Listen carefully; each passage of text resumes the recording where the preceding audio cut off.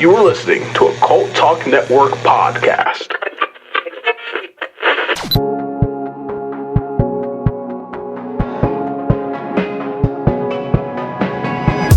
Cult Talks Conspiracy welcomes you to Cross Examinations, the special bonus show where we invite our friends to discuss cryptids, conspiracies, high strangeness, and whatever makes them question everything.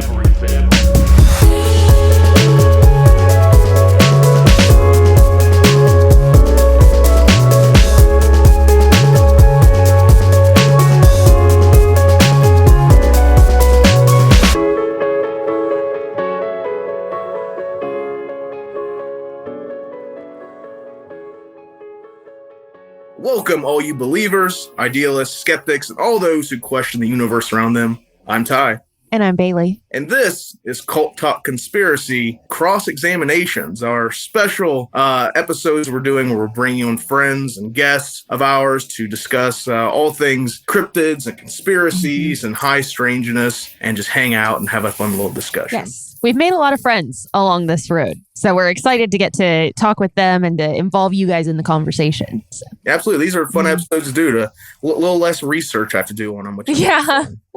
I like not having to get my notebook out for these. That's, yes. He actually had to go get it before the show. Like, wait a minute, hang on, I don't have it. But these guys actually had Ty on their show not too long ago. So I'm very excited to get to meet them and to get to know them a little bit better. Absolutely, yeah. When we decided we were going to do these little special bonus files, these guys were like the first in my mind. I was like, I wanted to return the favor. Aww. They had me on their show. Give and get. That's what it's about. Yes. And we're joined, of course, by the Joy Schtick Show. Guys, say hi. Aloha, everybody. Hi, Thomas here. And I, too, like not having to do research for my show. So thanks for that. Absolutely. Yeah. Drake? How's it? I'm Drake, and I concur. Doing things is not the best. Yeah. Doing things always sucks. Sometimes it's just nice to not have to do anything. And that's what I like about these little these little guest spots. They're just fun to hang out and chat instead of having to get really deep in anything. But you guys, of course, are two of the three hosts of the Joy Schtick Show, correct? Yeah, that's right. We also have a third host named Scott, and he's in Hawaii, where we all actually met. And where we're all actually from, but yeah, time difference didn't work for him on this one, but we're here. So how did you guys, so you're all from Hawaii. Did you guys go to school together or? Yeah, Drake, do you want to kick it off? Yeah. So we all lived in a city called Mililani. And we all met in either middle school or high school. So within our high school as a whole, we had some of the largest population just because it was central Oahu. And so our class was like 500 people deep, and the class before us in 05 was close to 600-700 people deep. Wow. And so the middle school pretty much funneled every single elementary school, and there's like 8 to 10 elementary schools. So we had tracks. So there's 4 separate tracks that were divided by color: green, red, blue, and yellow. And you all started at different times of the summer. And so they could get all these kids through. Thomas and I were in green track together. Scott was in, I think, yellow or blue. Red. I think he was red. Yeah. Oh, he was a red track kid? We were all going. He was all stopped. Yeah. Aww. Yeah. And when it came to high school, we all funneled into there. And kind of surprising, Thomas and I knew each other from middle school. And then when we got to know Scott, it was very much so our common interests. Because in Hawaii, it's an amalgamation of a lot of different things. So Thomas and I were playing video games, into anime, and doing like sports all in one, where typically that's not usually the case in, I guess, the rest of America. So that's how we all met. And we've just been friends ever since, because that's how we do it. Oh, I Nice. love it. When did you guys decide that, hey, let's do a podcast together? Well, this little thing happened called the pandemic. Super small. Yeah, super small. You may have heard of it. But we were all playing games, online, and we're all in different states. I'm in San Diego, Drake's in Denver, Scott's still in Hawaii. and we had another friend, Kobe. He was actually in Oregon. He's since moved on and done something else, but we were all playing games and just having these kind of crazy conversations. And then it started moving into topics a little bit more where we were like, hey, what'd you guys watch over the weekend? Or, hey, the show's really good. Have you heard of it? Or, man, do you see Marvel's coming out with this thing? And then, we naturally started moving in these topics. I was like, guys, let's just record one of our conversations and then we'll turn that into a podcast. And I think that was a year and a half ago and about 93 episodes ago at the time of this recording. Oh, that's amazing. Crazy. That's awesome. Ty and Michael, and actually it rings echoes of kind of what Ty and Michael have done because they've been lifelong friends and they kind of pulled the rest of the Cult Talk Net team in together and was like, hey, we have this idea. Let's do it. I think it might have been Ty more. Well, I don't know. I don't know if you can put more on who on that scenario because you were both so passionate and still are very passionate as well. Yeah, Mike and I have been podcasting. We had a podcast back in 2015. We had a podcast where we interviewed local musicians. Mm-hmm. Nice. And we did that for a whole year, and then we just kind of just moved off. It was one of those things where once you stop doing that, you miss a recording day, then the next thing you miss 2 and 3, and then you just hey, remember we had that podcast? That's how it goes. But yeah, we had that. So Ben, I remember Bailey's fiance, he had talked a couple times wanting to do a podcast, but didn't know how, and it was one of those things where we just we all needed to be on the same page and eventually do it. Instead of talking about it. That's how it is. You hang around with your friends and you talk, and you're having enough interesting things to talk about that why don't we just record it and put it online? Absolutely. Yeah. Exactly. And what's nice about what you guys do though, there is so much research that goes into it, and you guys really formulate these really interesting arguments or I guess points and everything. And for I think me, Drake, and Scott, we all started where we really, I think our friendship bonded the most was we started doing improv together in college. Wow. And so we had this ongoing show. So a lot of our thing is we want a golden nugget of a topic and then we just riff off that. So we, long story short, we're not as prepared as you guys. No. We just kind of show up and take the test. We don't really study for it, Yeah, you guys cover a lot of topical, pop culture stuff. That's kind of the crux of your show, right? Yeah, I'd say sometimes it skews more geeky. I mean, we talk about video games, we talk about anime, we talk about comic movies and shows, but every once in a while there's a show that pops up or a movie that pops up where I'm everybody needs to watch this or, it's so crazy. So yeah, you have a different way of describing it, Drake? Not necessarily. I just think the nuance of what we started doing, because when we were doing this during COVID, we were already playing video games online and we were shooting the shit about all the things that we've been doing outside and kind of really re-engaging just because we live in such different places, but we have such a rich history. And so as the Joy Schtick sort of evolved from what we initially started doing, it kind of became more all-encompassing. And it's kind of nice too, because sometimes when we get into that nicheness of comic news and pop culture, and sometimes it's really hard to deviate because you've kind of already unintentionally branded yourself. So trying to really reach out and dig deep into the definition of things like joy and shtick to be able to reach branches that we've never before reached. Right. I like roached. Roached is cool. Roached. Yeah. We roached it out to everybody, our shtick. Yeah. Ty knows a little bit of something about getting into nicheness, and that was really kind of what started all of it. So I don't know. We always think it's funny that Colta Campbell just kind of won't die. Yeah, Colta Campbell. That was our first pod. Which actually, at this time, when this comes out, we'll be celebrating its 2-year anniversary. So it's nice. Talk about Bruce Campbell. But that show, we had talked about ending that show on a number of times. Yeah. We talked about I think we ran its course, and then we'll get a bunch of new followers or subscribers or someone that'll message us, or we'll get a big boost in downloads out of nowhere. And then it's we'll carry it on for a couple more episodes. Yeah. And then it just keeps going and going. That evil dead won't stay dead, huh? Keep on rising. That's what we always say. It's basically as a deadite at this point. It just will not go down. You can't take it down.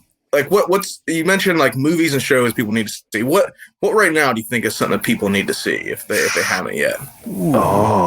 I got one. You got one, Drake? Yeah, I got one too. You blast it out first. See if we have the same. Okay, 3, 2. No, I'm just kidding. Okay. For me, it's Shrinking right now. Oh, yeah. Is that what you were gonna say? I was gonna say another Bill Lawrence produced show. Oh, okay. Yeah, Yeah, Shrinking. right. Apple TV for, I don't know if a lot of people are on it yet or subscribe to it, but they're coming out with some fantastic shows. Like one of my favorite shows last year was a show called Severance. It was directed by Ben Stiller and has Adam Scott as the main actor in it. That show is a mind trip. It's really crazy. But it starts with such like a simple idea and then it just kind of goes in these crazy directions and it's super well produced. So dig that one. And then on the same network through Apple TV, Shrinking has come out. It has Jason Segel and Harrison Ford is in it. Oh. And it's kind of has this Ted Lasso feel. I'm stealing Drake's description here, but it's kind of like a happy show, but it starts in like some darker place and it gets serious in some points, but damn, is it good. I would check out Shrinking. Yeah. What about you, Drake? You mentioned it in your spiel, but Ted Lasso, I think, very similar vibes. Both of these Bill Lawrence produced shows have, much like Scrubs, have very deep conscious thoughts, but without going down the rabbit hole of the emotional mud. It does it in a very positive way. So Shrinking with Jason Segel, essentially his acting range, but with Ted Lasso and Jason Sudeikis and the backdrop of the English Premier League, reaches a larger audience. You can kind of see what it's like to be abroad and kind of what this individual is dealing with for different styles of football, American and European. And like Thomas said, it's just a feel-good situation where you don't necessarily get this type of positiveness. Not everything has to be True Detective, deep down and dirty. And not everything has to be as light as like Keeping Up with the Kardashians, Yeah. Right. Who would guess that Drake was an English major? Hey! But yeah, really well described. I have yet to get into anything on Apple TV yet. 'Cause I have so many subscriptions right now. It's like one of those things like, do I want another service? But I know they're having that Monsterverse show that's going to be coming out soon. I've got to get on that. It's the Godzilla Oh, movies. yes. Okay. They're doing that Monarch television series with Kurt Russell in it. Yes. So That's right. I was like, I when that comes out, I'm going to have to get it, but I'm just holding back because I have like Netflix and Hulu and Prime and Tubi, which is free. And Yeah, hey, you dropped Tubi. Dude, you dropped Tubi like, I'm not kidding, like at least 6 times on I know. episode. So I was like, man, I was on a kick that night. But I mentioned a lot here too, because it's like every time I go to watch a movie, it's on Tubi. Ted Lasso is one you mentioned. I have yet to watch Ted Lasso, but it's everywhere. And I know like McFarlane. I'm a big collector guy. I collect figures and stuff. And McFarlane, owned by Todd McFarlane, they just came out with the movie Maniacs line. They revived it. There's a line back in the early 2000s, and they revived it. And that's like one of the first figures coming out in the set is Ted Lasso in this like 6-inch statue. Oh, wow. But like even like there's an ice cream Bigger than shop you I can go to. It's huge because there's Ted Lasso. Heyo. But it's even like there's an ice cream shop here in Columbus. It's called Jenny's, and they have like a branding deal with Ted Lasso. So they have like an exclusive like Ted Lasso biscuit flavor they have out. That's funny. That's like a big thing in the show. He calls it Biscuits with the Boss. Sorry. That's what this is called. Biscuits with the Boss. Yeah. That's what Oh the ice my cream's God. called. Yeah. Dude, can you get some of that and send it to me? Send you that to ice cream in Hawaii. Yes. No. This is just going to San Diego. Scott's screwed, but it might be out to San Diego. Yeah. That sounds awesome. They make like freezer boxes. We can just, it'll work. We can do it. I mean, Jenny's, they have to have more than one. It has to be more than just a Columbus thing. Because I know there's 2 locations here in Columbus, but yeah, they have like a Ted Lasso like partner. They have like an exclusive flavor there. So what have you guys been watching to like entertain yourselves? Right now, it's I don't know how you guys learned about. It's WrestleMania right now. That's what I'm doing this weekend. It's WrestleMania weekend. So where is it at? Isn't it somewhere like? It's in LA. It's in LA. That's WrestleMania right. goes Hollywood. Yeah. I only watch wrestling. I tell my partner I only watch wrestling like twice a year. It's the Royal Rumble because I like it's the big thing, and then WrestleMania. I watch WrestleMania every year. I've watched it since I was a kid. Half time I don't know what's going on because I don't watch much leading up to it, and it's like a habitual thing at this point where I just every year it's WrestleMania, so I watch WrestleMania for the weekend. Yeah, I'm surprised. Like I found out recently they have writers for it. Yeah, Mm. yeah. Oh, really? Freddie Prinze Jr. was a writer for WB for a long time. Yeah. Oh my god. Freddie Prinze can't that man do? Freddie Prinze Jr. is actually in the process of starting his own wrestling company. Oh, wow. What? Yeah. He has a wrestling podcast as well.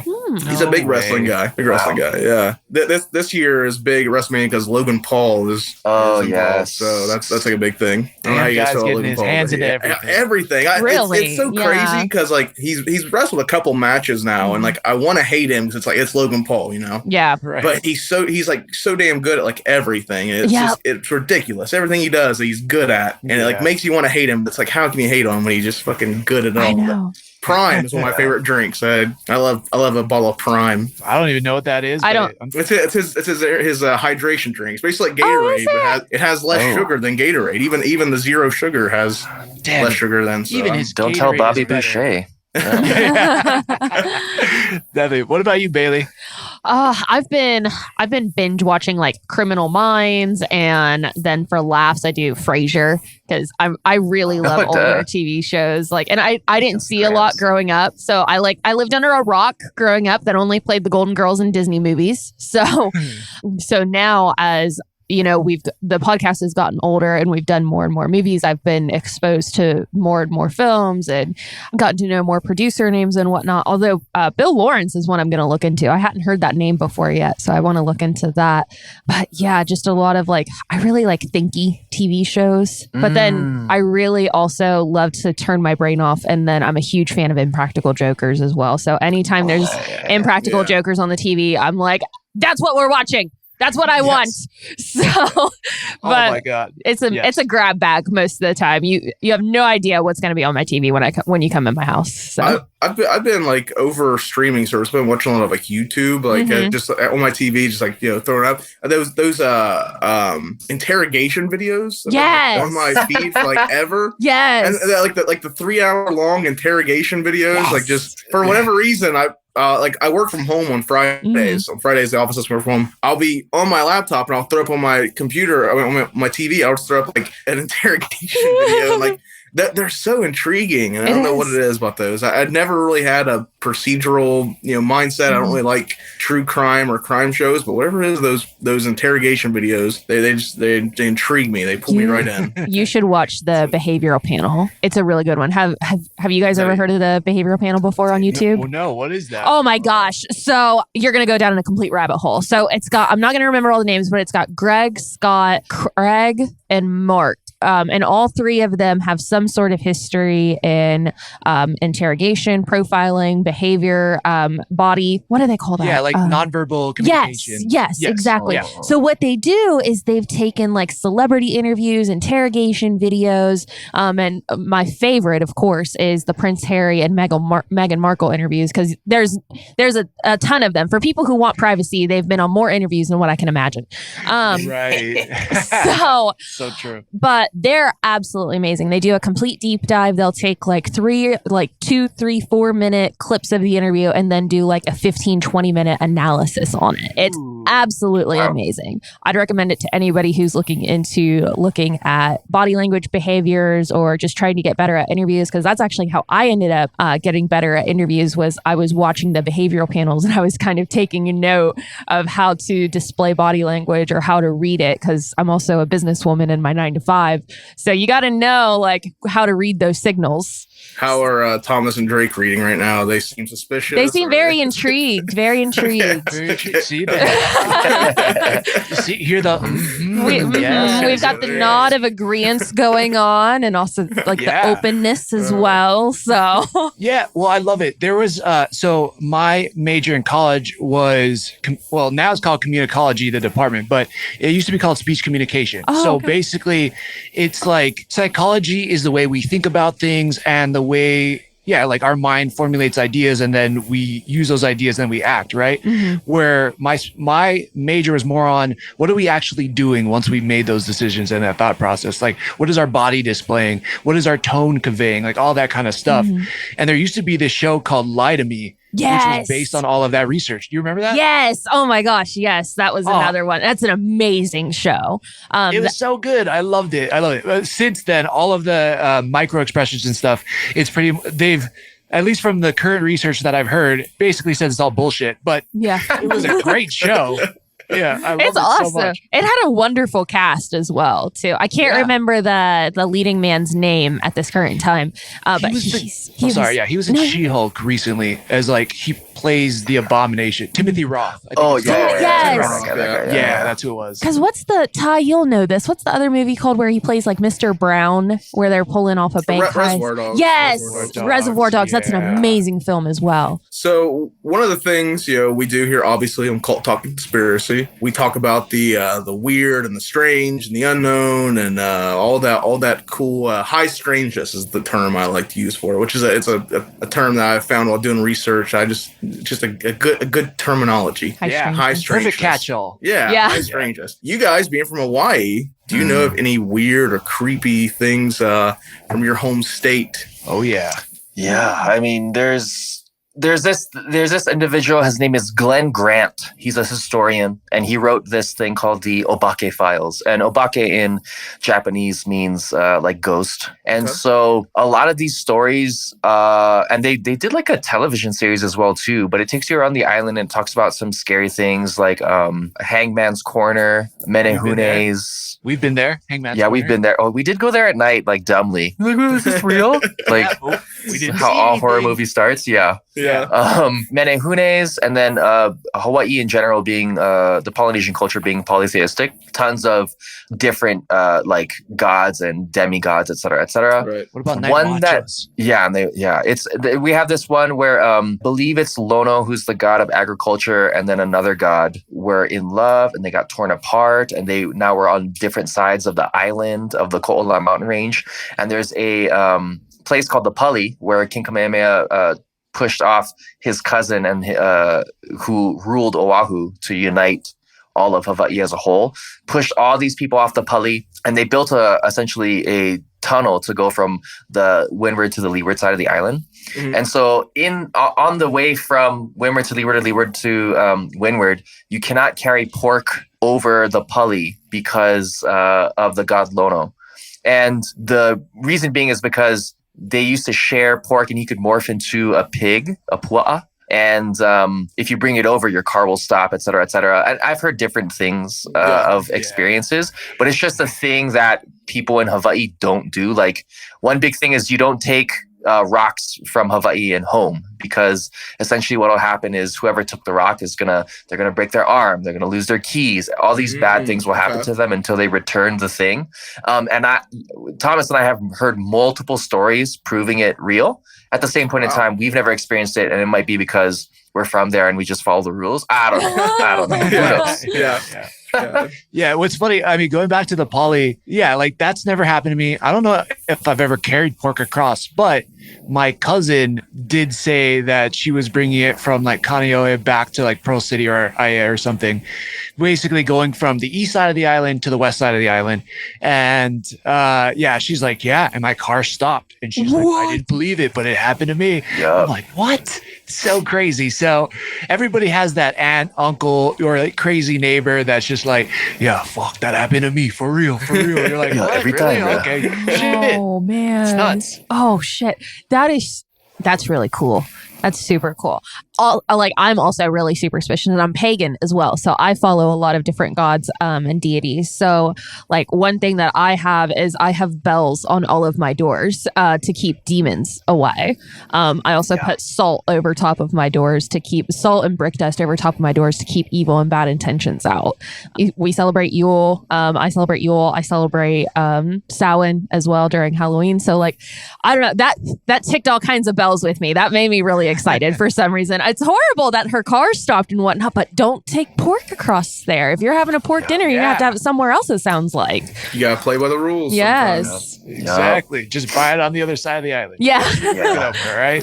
Don't be a holly. What does that mean? So a lot of people in Hawaii open a can of worms. Oh yes, wonderful. It's like, don't tell an indigenous person how to use their own language.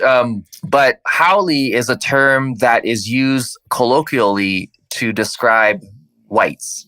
in Hawaii. Oh, okay. However, it is not the case. I think that's a very surface level understanding of it. So ha means breath, ole means without or no. So without breath.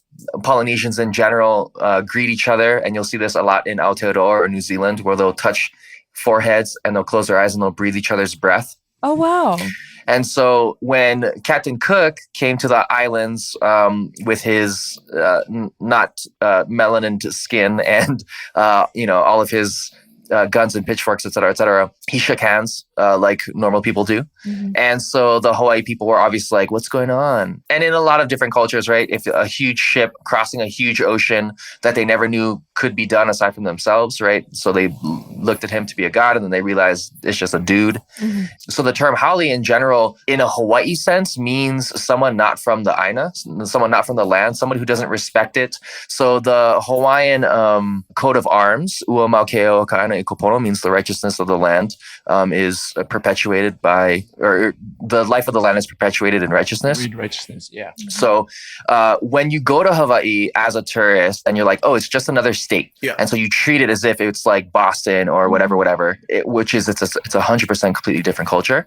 And so we describe those individuals as haole, people who are not of Hawaii in general. And so a lot of people, different experiences. But Thomas, having moved to LA and having a lot of people been to Hawaii, have you found similarities? Well, yeah, no, I think you did a fantastic job of explaining what the term means, but it's kind of funny, like it can be used negatively, but it can also be used as just like a descriptor. Yeah. It just depends on the context. Absolutely. Like if somebody, I don't know, if you like snake in front of somebody at the grocery store and they go, oh, fucking haole, then that's obviously not good. But you could be like, hey, this haole guy moved across the street, meaning like, what he looks like in a way, so it's not necessarily always a negative thing. It just depends on how it's used in context. Absolutely. And that's all words in general. That's anything you call anything. That's really interesting though. I won't lie, I'm not too familiar with Hawaiian culture. However, this conversation has really inspired me to look into it, because this is very interesting. Yeah. You guys do have a very rich culture. I mean, yes. Like the way you were speaking about the different deities and stuff. I mean, I don't know any of that stuff here in Ohio. So you clearly have a much more like rich history to where you guys are imparted on that. But yeah, we don't have anything like that here in Ohio. Well, Ty, from Chillicothe, we have Tecumseh and we have like Serpent Mound. That's not too far away. Serpent Mound is a big American stuff. Yeah, Native American. I did when I knew you guys having you guys on. One thing that I really love. And I like conspiracies, but one of my favorite things is cryptids. I think we talked about Bigfoot when I was on your guys' show. So what I wanted to do, I was like, I wonder if there are any like cool Hawaiian cryptids. Is there any cryptids in Hawaii at all? Because it's a big state. You guys have a lot of. Hawaii's pretty big. I think people kind of forget how big it is, just because we see it always in that corner part when we look at our maps. It's always that little extra picture added on. I found there are a couple cryptids that I was wondering if you guys had any knowledge of, ever heard of, or maybe had any weird experiences? I don't know. Have you guys ever heard of the Night Marchers? Yes. Oh, yeah. Yes. That's so funny. I mean, I've had friends, because I moved out of Hawaii like in 2011, and you meet people through travels or work, whatever, and I would randomly get messages from people who then visited Hawaii and would be like, hey, you ever heard of Night Marchers? So I would get this question randomly, like once a year from people. Be like, yes, yeah, I know. Yeah. Don't look at them. Keep your head down. Like if you don't like look at them, they won't mess with you kind of thing. Yeah. But we used to have so many stories. Like that's like the ghost story that would go around. Yeah. When you're a kid. It seemed like the big thing. Like I was always like, every time when I look up like mysteries of Hawaii, that's generally the first thing that comes up. It seems like it's pretty broad amongst your guys' culture. But Bailey, have you ever heard of the Night Marchers? Do you know what that is? I think I've vaguely heard of them. Would you guys care to give a description? Or what do you guys want to? Yeah, go for it. Break it down. So the Night Marchers in general is an idea of Hawaii-born individuals, whether that's ancients and or individuals from Hawaii who went to war. Their spirits essentially become inundated to the aina, the land, right? Because that's the Hawaiian creation story is of kalo.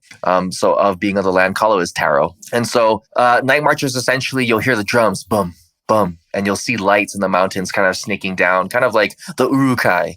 And then they just march in to a degree in remnants of themselves. And so the big thing is like, in the nighttime, marching, like easy name. And so the houses, so if you're familiar with a Louisiana style shotgun house, there's a door in the front and the door in the back. And so if you're in the way of a night marcher marching, they'll walk through your house. And so there was a story of a house into which was in the way. There was a little girl sleeping, and every single night she would wake up and she would be holding her hand up as if she was walking with another human being through each door, her door to the house, blah, blah, blah, and out. And they figured out that that was the case, and the night marchers were marching through their house. If you don't have a door on the way out, they're stuck within that house. Oh, wow. And so you'll hear a lot of those types of stories. There's a lot of you can't look them in the eyes, or you'll automatically die, or you have to get naked and pee on yourself and like belittle yourself in that situation. Or if you have a Hawaiian ancestor, they'll vouch for you and they'll be like, oh, you can let that dude go or whatever, you know? So there's a lot of different things, but yeah, the night marchers are one of the preeminent, aside from like Aumakuas, which are Hawaii, what do you call them? Guardian angels, I guess, to an extent. Yeah, like animal spirit. Yeah. Okay. Yeah. Yeah. Night marches are probably the most popular. Yeah, you do. Well, now I'm curious. What's yours? So I don't know. Like Drake did a great job of describing night marchers. That is like the number when you're a kid. That's like the thing you're the most worried about. You're like, oh God, I don't want the night marchers to come get me.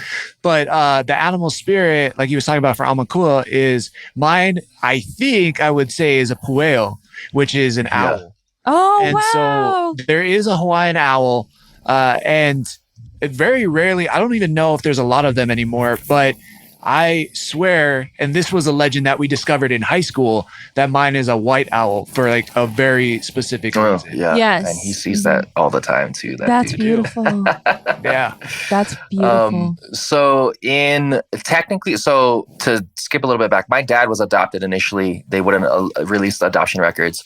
And then a few years ago they were. He was able to find his family. So his original family is a Japanese Hawaiian, and the surname is Ka'ahanui and Fukuda. But the Ka'ahanui side, apparently they were like Kamehameha's security team at one point in time. So they were gifted land on Molokai. Holy crap. Oh, badass. Yeah, they were gifted land on Molokai for whatever reason. And so it's kind of a big family clan, et cetera, et cetera. And their Aumakua, who I've been told is Kamaho'ali'i, which is the Hawaiian shark god. So the mono in general.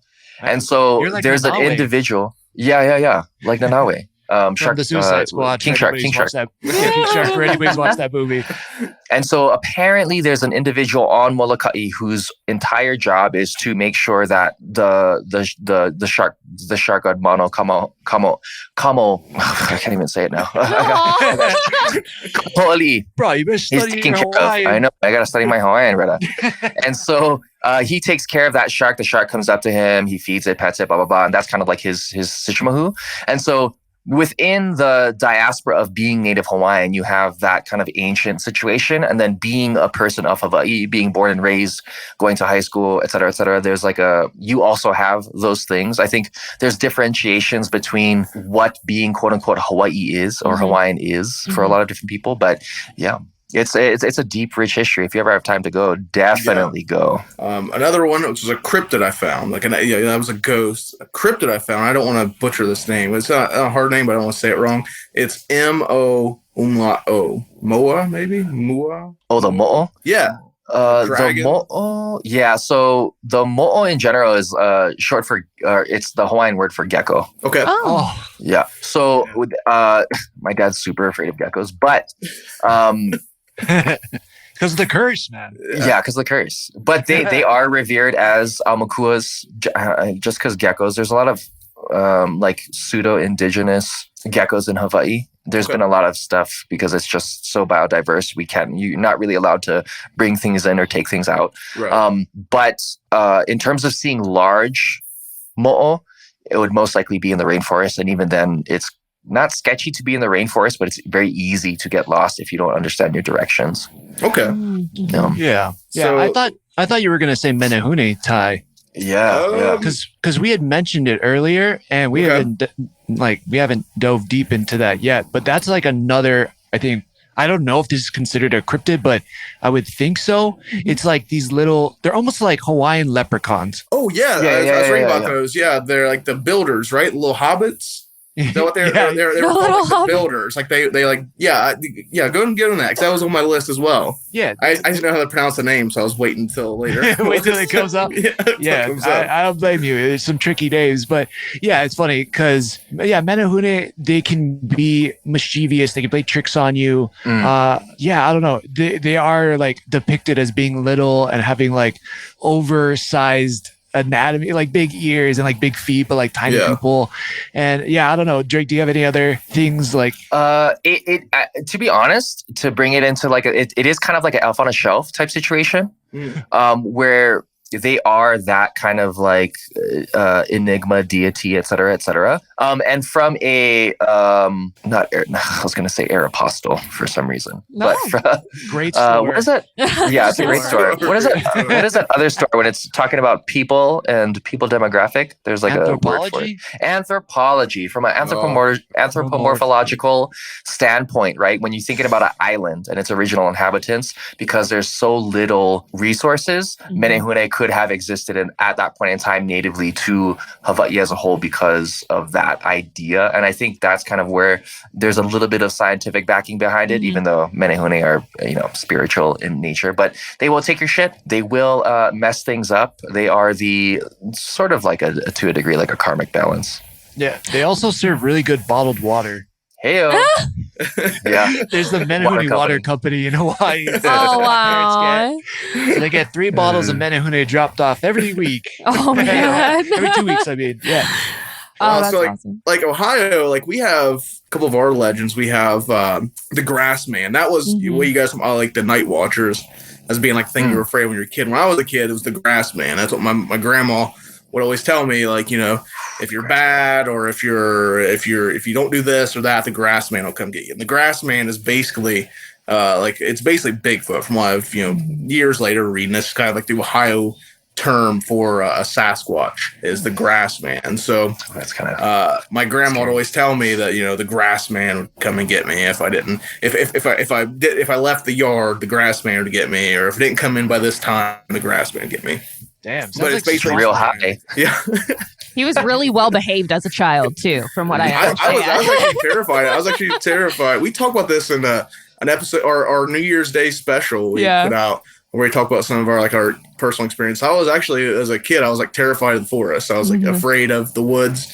We had a house that was facing the woods, and I'd only play in the backyard because I was afraid that a Bigfoot would come get me, basically. So that was very it worked, and it's one of those things. That was our Ohio, or my Ohio legend. I know, Bailey, you're from I'm from Georgia. You're not from originally. Yeah, I'm from Georgia. Yeah, does Georgia have any grassmen or menehune or anything like that? Oh yeah, probably. Honestly, I'm gonna shame my Georgia folks back there, but I know more about like kind of origins of cryptids. None from Georgia quite yet. However, we'll have to get into those. But pretty sure you guys have the skunk ape. I think you guys are on the border of Alabama. Yeah. So yeah. I know mostly about Bigfoot stuff.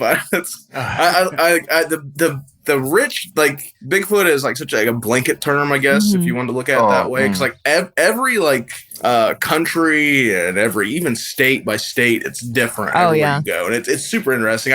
I had an idea a while back of like having my partner does art. I was like, having him like draw like a map, and maybe we could like document like all the different Bigfoot and stuff. Because it's crazy. You hear like all these different terms of like these legends from different states. But then you'll start looking into it, and it's like, oh, that's just a Bigfoot. Like, it's a weird name you guys have for a Bigfoot. Like, right. The skunk ape. That's like Texas, Alabama, Georgia. I'm pretty sure. The swamp ape. That's Florida, Louisiana. Yep. There's even some talk that like Bigfoot or Sasquatches could be related to werewolves and dogmen. Have you heard this, Ty? Yeah. Just a little. I have not heard this. That's crazy. Yeah, honestly, I heard it first off Monster Quest, and then like there was some supporting evidence after that. But basically, it's just like a sort of evolution of all three of them. But I wanted to bring back up, Drake, the scientific evidence behind the Hawaii hobbits, because I wrote it down, but I don't trust myself in pronouncing it. Hobbits. Yeah. The what? Menehune. The Menehune. The Menehune. Yeah.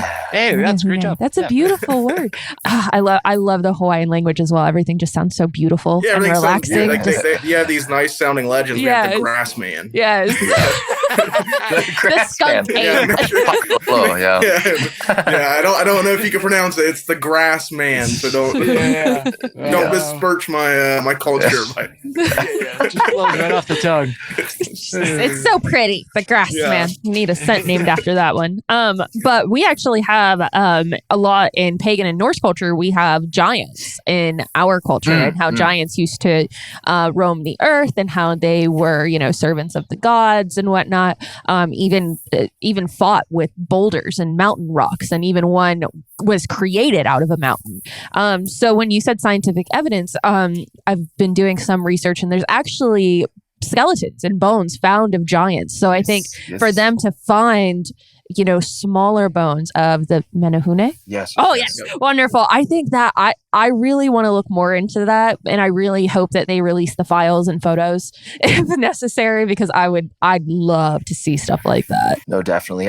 It's Hawaii in general, much like a lot of America as a whole. Once you start kind of what was covered over in like colonial times to now, all the things that were hidden based off of like ancient civilizations. And Hawaii is kind of one of those things where we kind of know, but you don't really know. Yeah. Right? Yeah, absolutely. Yeah, it's very fascinating. Very fascinating. I know. I mean, naturally is going to be some unique things there because it's the most isolated place on the planet. Yeah. So, just the fact that ancient Polynesians were able to find this place in the first place and then occupy it and turn it into a livable space is like insane in that way, and there's still plants there, there's still animals there that you can only find on those little plots of land in the world. It's crazy. Yeah. Have you guys ever found any megalodon teeth on the coast of Hawaii? No. You think we would find more obsidian or things like that just because we have, active volcanoes and things, but sharks, great whites typically are within the Pacific, and they do breed off the coast of Hawaii, the main island, the Big Island. But to be honest, we rarely see too much of that. Oh, wow. I think I've only seen a shark twice. Wow. Actually live. Wow. So yeah, when I not on like a shark tour or anything. One time it was 4th of July weekend.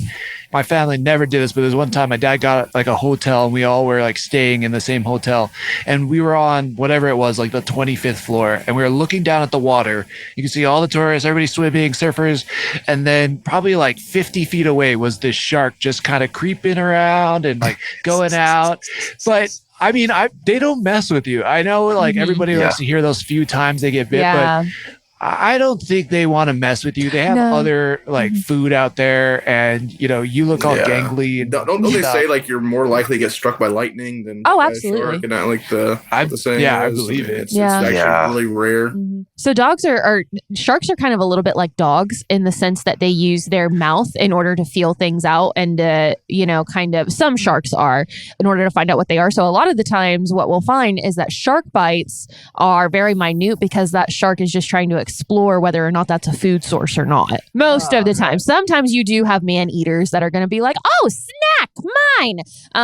But most of the time you don't. Speaking of sharks, we was talking about movies earlier. Yeah. You guys seen the trailer for Black Demon? No. Yes, I have. Actually, man. that just came out. It looks so good. Yeah, it does look really, really good. Interesting.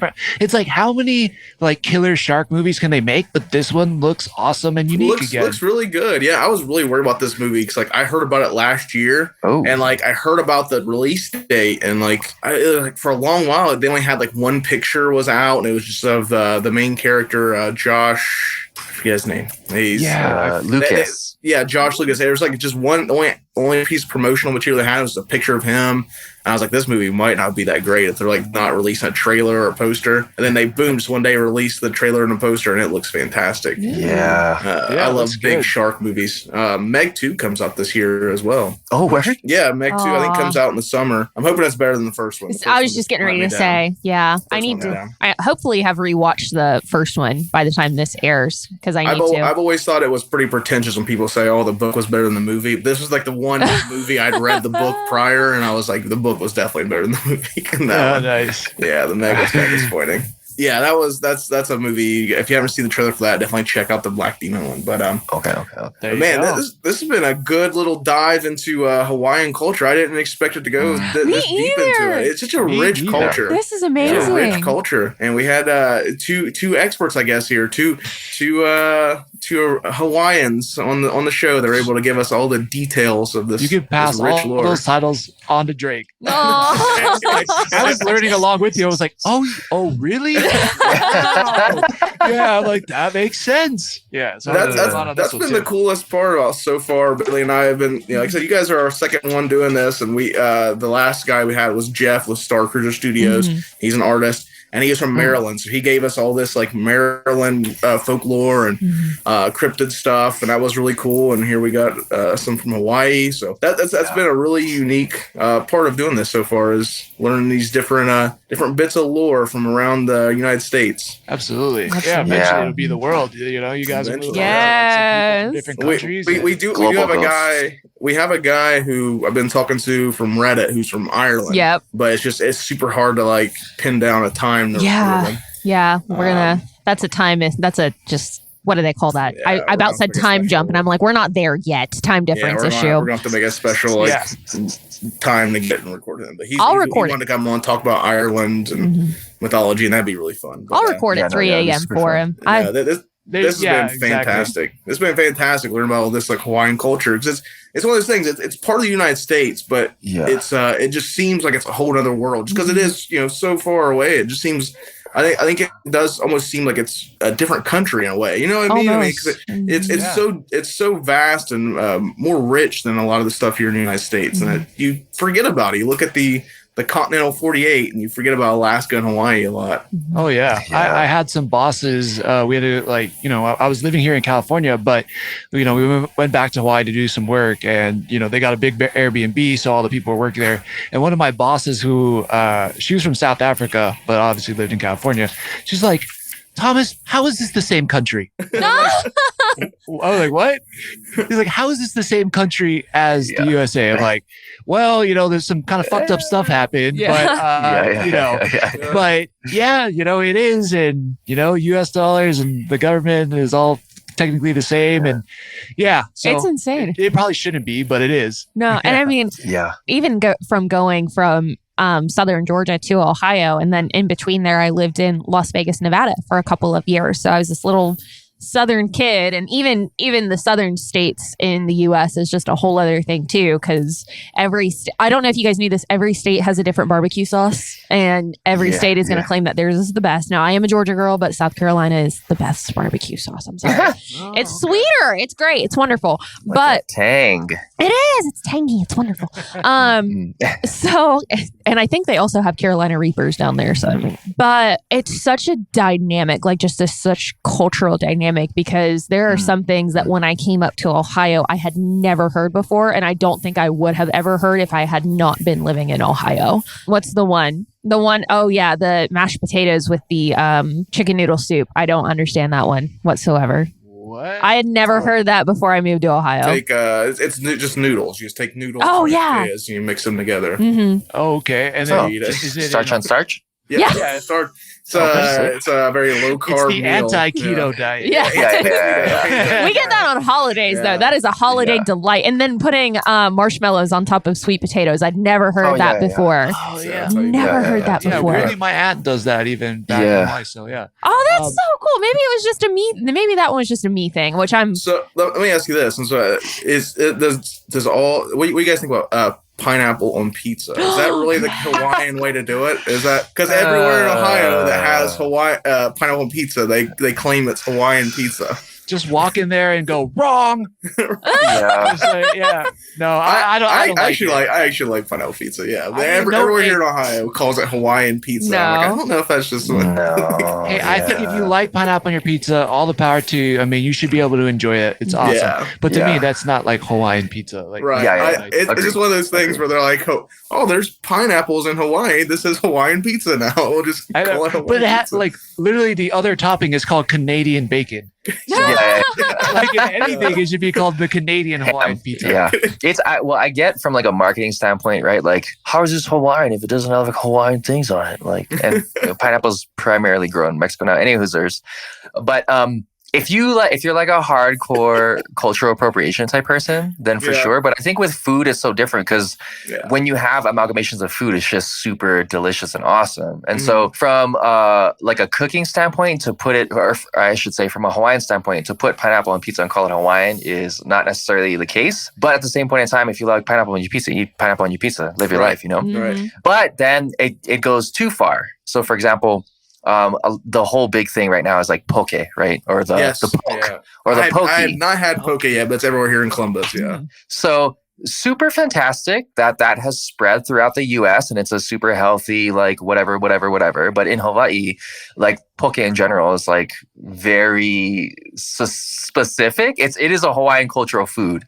Okay. And it goes with inamona, which is made from kukui nut, which is a candle nut, and also has like ogo, things like seaweed within it, as well as, you know, the things that were brought in from other cultures like soy sauce or shoyu, etc. And so when it took off, it was awesome. At the same point in time, people are mispronouncing it. That kind of hurts a little bit. And then there's this company in Chicago called Aloha Poke something. And they tried to copyright the name Aloha. Really? Oh Right? my gosh. So it gets a little bit muddy in those types of realms, right? But of course, Hawaii people want to see their culture. Like, to be honest, being from Hawaii, being native Hawaiian, like when I go into a room and you ask me where I'm from, like the expectation is that you're enamored with where I'm from and you want to talk about it, right? So, but that doesn't always happen. At the same point in time, like it's not an esoteric culture. Like we want you to learn it, we want you to be a part of it. But you know, it's different for everybody. Yeah, I don't know, like food wise, if there's anything here in Ohio like we could claim as like an Ohioan thing. I don't even know like what Is there what's the theme park that has all the roller coasters? Kings Island. Kings Island, right? Isn't there like some kind of crazy like cheese thing, like cheese curd or something like that? Cheese. This is fried cheese. I think little things of fried cheese. There's like fried cheese sticks, but I don't know if that is that Ohio? I've never had one of those. That seems pretty special to Ohio. I know the thing I always associate with Ohio myself is like this like pizza that's made like in like the small towns. I don't even know how to put it. Like all of our small like in Ohio, there's 3 cities. There's Cincinnati, Columbus, and Cleveland, and all the rest of Ohio is just cornfields and these little towns plotted throughout. And every small town will have like a pizza place. Mm-hmm. And it's like a specific kind of pizza. I don't even know how to put it, but it drives me nuts because like I live in Columbus, which is like the big hub, and it's just a big, you know, city, and it's gentrified and everything is like constantly growing. And you can't get pizza here unless it's like, you know, $40 and it's gourmet or something. You know, it's got to have some kind. It's got to have some kind of gimmick to it. You can't just get like a pizza. It's like, oh, I'd like to have a pizza, but it's do you want like a Firestone pizza or a brick oven pizza or Mediterranean? You can't just get like a piece of pizza here. And it blows my mind. But there's like these little pizza places outside the cities that have this weird, it's not like a good pizza. It's like a cheap crust with like a cheap generic sauce, and then like Chicago so much has cheese. deep dish. And you're we got an Ohio shallow dish pizza.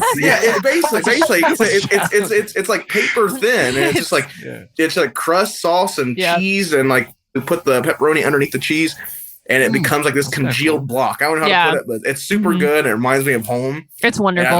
I'm not even out of the state. I live in the middle of the state, but it's like it's super reminds greasy me too. Of home, super greasy too. Yeah, super greasy, and it always comes in a box. It's always from some like pizza place. It's called like, you know, Terry's Pizza or Jill's Pizza or something like that. But I was gonna say Skyline chili dogs. Yeah, we would. Yeah, Skyline. That's Ohio. That's the Ohio thing, I guess. Yeah, Skyline chili dogs. Which I've been here for like 16 years, and I still have yet to this day had a Skyline chili dog.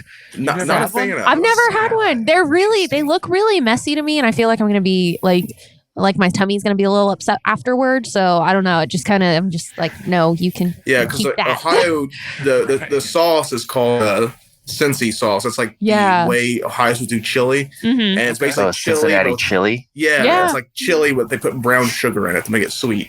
I've never been a fan of that. I want like Oh, it's savory spicy with chili. with my Put chocolate powder, cocoa powder in your chili to give it some Really? richness. Mm. Yeah, There you do go. it. Really? Like any Tomatoes kind and of chocolate. cocoa You can powder? Or? you can use like cocoa powder. I would start by using like a tablespoon or so. It really, because if you're using tomatoes for chili, it really richens up the mabob and gives it like a light chocolatey. It's almost like a mole, Ooh. similar but lighter, not as deep into the mole zone. So, little background on Drake. Okay, so English major and a culinary expert who's worked in fine dining, and is a purveyor of martial arts and a really good jujitsu specialist. What else? We did improv together. I mean, the man has many, many talents. So, Yeah. if you have a question, he's your guy, probably. About those things, though, not other things. I love it. Well, Thomas, what about you? Drake, what do we do about Thomas? Well, if So you, Thomas, communications dumb dad major. I'm just kidding. Thomas has always been extremely good at like gathering eyeballs and attention in terms of like voices In jars. in jars, and then he sells them for How pennies. I know. Can I get 5? Can we do a deal? Yeah. It's in my freezer. But Thomas has always had a like amazing availability to just like talk to people and then become instantaneously not just like very approachable, like the most approachable human being. And then on top of that, when he played football, he played lacrosse with me. We both obviously doing sports and things like that. And then we started getting into improv. And then when he went to college for communications, he kind of blew up in that area as well too, in terms of like speech and debate and growing kind of his communication abilities. And then he was able to go to LA and do that, but on a much wider scale in kind of like sales and advertisement marketing for Oakley. Oh. And then from that, he was like, I don't want to fucking do that anymore, even though it's pretty bee's knees. I mean, obviously super tough because you have to do with a lot of people. And then he decided to come to Colorado. We lived together for a little bit and he learned how to fly planes in just under a year. And then he got to, what is that? I mean, pretty much he was on the track to make a bunch of money and fly all over the place. And then he was like, I'm going to post that. And then we got into the podcast realm where we're just kind of able to bring all of that together to be able to not only hang out and be chill, but then also bring that to other people and hopefully spread the good vibes that Thomas always gives. Nice. Beautiful. I'm blushing, man. A pilot. That's pretty so cool. That's a cool. pretty cool little thing. Yeah. Yes. I'm a runway engineer is what I am. So I I do like all the lighting and stuff. Or I design all the lighting for runways. I don't. That's cool. That's super important. I do that from my desk. I don't go out and Yeah. all the lights you see when you're flying, that's stuff that I've helped design. Wow, man, But that's super impressive. That's awesome, though. So if one goes out, one tie. Exactly. No, trust me. You definitely want a pilot friend.